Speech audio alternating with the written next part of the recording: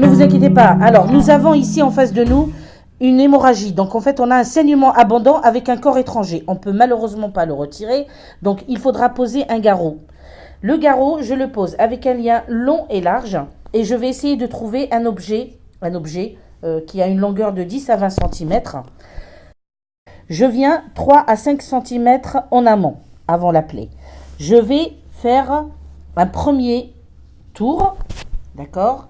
À partir de ce moment-là, qu'est-ce que je vais faire? Je vais faire un premier lien sans trop serrer. C'est ce qui me permettra de tourner. Et je vais préparer mon deuxième nœud. Pour faire le deuxième nœud, je prends mon petit objet que je vais glisser à l'intérieur. Je vais serrer et je refais un troisième nœud. À partir de ce moment-là, qu'est-ce que je vais faire? Je vais tourner mon objet tout en regardant la plaie, tout en regardant. L'objectif, c'est d'arrêter le sang. Donc, tant que le sang coule, vous continuez de tourner. À partir du moment où le sang s'est arrêté, vous arrêtez de tourner. Et qu'est-ce que je vais faire? Je vais bloquer mon objet et je vais venir faire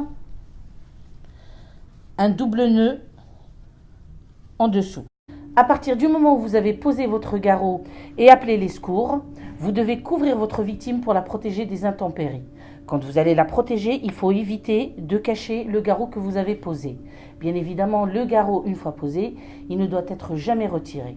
Vous continuez à parler et à rassurer votre victime. N'oubliez jamais, sauver une vie, ça s'apprend.